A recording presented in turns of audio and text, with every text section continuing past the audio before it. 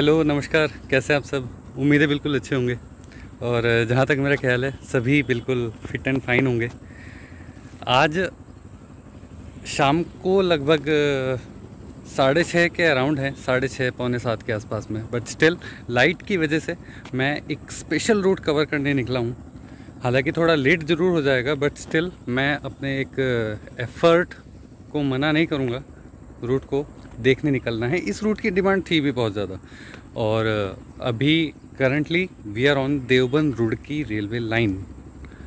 तो Deoband Roorkee railway line के बीच में क्या हद तक प्रोसेस है, क्या अभी तक इसमें क्या प्रोग्रेस रही है, क्या इसमें रुकावटें हैं, ये सब हमें देखने वाली चीज़ें हैं। तो अभी करंटली अगर मैं आपको दिखाना चाहता हूँ तो ये मेरे पीछे आप देख सकते हैं, बिल्कुल पीछे मेरे देवबंद सहारनपुर, मुजफ्फरनगर देवबंद सहारनपुर हाईवे है, जो बाद में लेटर ऑन सहारनपुर को कनेक्ट करता है एंड देन अम्बाला।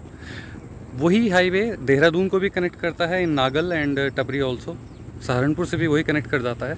इस हाईवे पर हम अभी अगर मैं आपको दिखा सकता हूँ तो ये यहाँ पर मशीनें खड़ी हैं।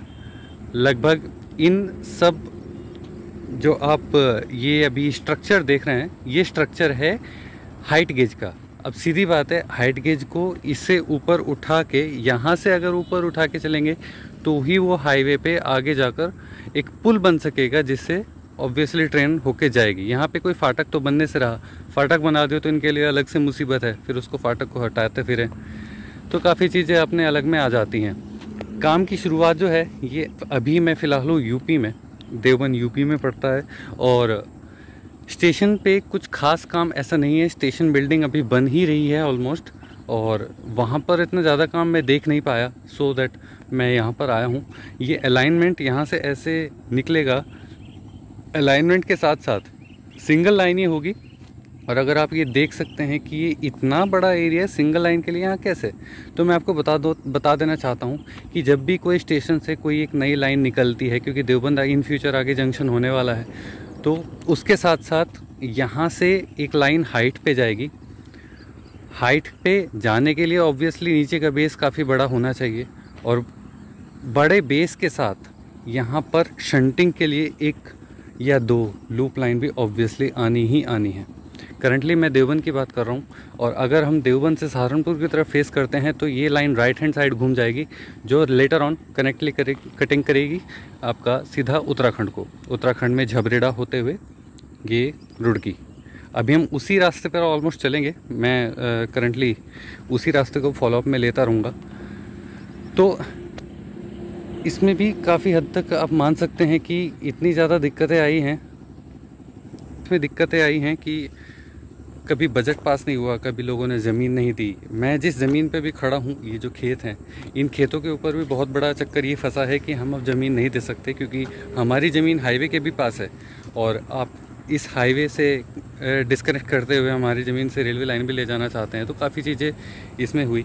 काफ़ी हेक्टेयर एरिया ये अगर हम एक साथ देखना चाहें तो काफ़ी हेक्टेयर एरिया ये बैठता है। तो इन्होंने काफ़ी हद तक गाँव वालों ने फिर भी मान सकते हैं कि अड़चने लगाई हैं, बट स्टिल मान सकते हैं कि ये एरिया काफ़ी हद तक आगे इन फ्यूचर डेवलप होने ही वाला है। अभी हम चलते हैं टुवर्ड्स रुड़की और देखते हैं रास्ते में जितना हम कवर कर सकते हैं अंधेरा होने से पहले पहले, उतना जल्दी हम आगे बढ़ पाएंगे। इन बिटवीन मैं आपको बता देना चाहता हूँ, अभी मैं करंटली देवबंद से बनेड़ा खास देन झबरेड़ा, और झबरेड़ा से देन रुड़की। और अभी अगर आपकी नॉलेज के लिए बता दूं तो यही 3 स्टेशन इस रूट पर हैं। मैं देवबंद से निकलने की बात कर रहा हूँ। देवबंद तो अपने आप में एक जंक्शन हो जाएगा, एक छोटा सा, जैसे टपरी है फ़िलहाल। उसके बाद पहला स्टेशन होगा बनेड़ा खास, जो कि हम अभी देखने जाएंगे। इन केस अंधेरा हो जाता है तो मैं आपको झबरेड़ा स्टेशन नहीं दिखा पाऊँगा, बट स्टिल पॉसिबली मैं आपको दिखा दूँ, क्योंकि हर जगह जाके एक टाइम देना होता है, तो वो टाइम देने की मैं पूरी कोशिश करूँगा। तो फिर अभी हम अगर चलना चाहें तो ये आपके सामने अभी ऑब्वियसली इधर सारा एरिया जो है देवबंद का है, और मेरे बैक एंड साइड ये ऑब्वियसली उत्तराखंड है। मैंने आपको जैसे कि पहले बताया ही है। सो अभी इस पे जो यूपी में जो ज़मीनें ली जा रही हैं, यूपी में ज़मीनों का पूरा भुगतान हो चुका है। कुछ भुगतान वाली जो ज़मीनें बची हैं मैं उसको भी हाईवे के उस पार आपको जाके दिखाऊंगा।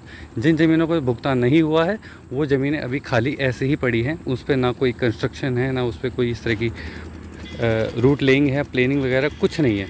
तो अभी मैं आपको ऑन द रोड उस साइड आपको जाके दिखाऊंगा। ये सभी देवबंद रोड की रेलवे लाइन की प्रोग्रेस आपको मैं लाइव दिखा रहा हूँ। चलिए रोड के थोड़ा उस साइड भी चलते हैं ताकि मैं आपको दिखा सकूं कि इधर क्या प्रोग्रेस है, देन उधर क्या प्रोग्रेस है। आप ध्यान रखिएगा, ये एक छोटी सी बिल्डिंग है और बिल्डिंग के इधर से ये लाइनें जा रही हैं, क्योंकि हो सकता है मैं रोड क्रॉस करके ना दिखा पाऊँ, बट स्टिल आपको एक आइडेंटिफाई करने में आसानी रहेगी कि यहाँ से लाइन आ रही है और उधर एरिया कैसा है जिसको अभी भुगतान नहीं हो पाया। चलिए चलते हैं।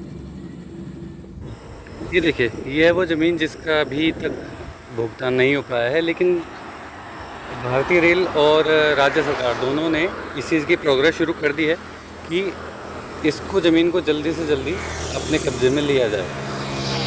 तो मैं आपको दिखाना चाहता हूँ कि ये एक छोटा सा पोल जो है, अगर आप देख सकते हो तो बिल्कुल इस पोल के सीधे एक दूसरा पोल भी अगर आपको आगे दिखाई दे रहा हो, जी हाँ, तो ये दूसरा पोल भी अगर आप देख सकते होंगे, तो इसी लाइन के बिल्कुल सीधे सीधे ये एक रेलवे लाइन है। और अगर मैं दिखाना चाहता हूँ तो ये मैं अभी उस साइड था, देन अब मैं आ गया हूँ इस साइड में। तो ऑब्वियसली गवर्नमेंट तो ज़रूर इसमें कोशिश में लगी है लगातार कि इसको कब्जे में लिया जाए। तो अगर आप देख सकते होंगे ये जो इलेक्ट्रिक जो वायर्स हैं ये भी फ़िलहाल काट दिए हैं, इनका भी अंडरग्राउंड कर दिया है। तो काफ़ी चीज़ें हैं जो गवर्नमेंट अपनी तरफ से तेज़ी में लगी हुई है, और अभी आपको जल्दी ही अपडेट भी मिल जाएगा कि यहाँ से ये भी अब प्लेन होना शुरू हो जाएगा। अभी आपको यहाँ पेड़ दिखाई दे रहे हैं, खैर ये तो एक गलत है कि पेड़ कटेंगे, बट स्टिल क्या कर सकते हैं, किसी एक डेवलपमेंट के लिए कुछ ना कुछ तो होता ही है। तो अब ये पेड़ कट जाएंगे, उसके बाद आप देख सकते हैं कि यहाँ पे जैसा इधर है ऐसा ही इधर भी ऑब्वियसली होगा ही होगा। चलिए आगे चलते हैं और देखते हैं उधर क्या होता है।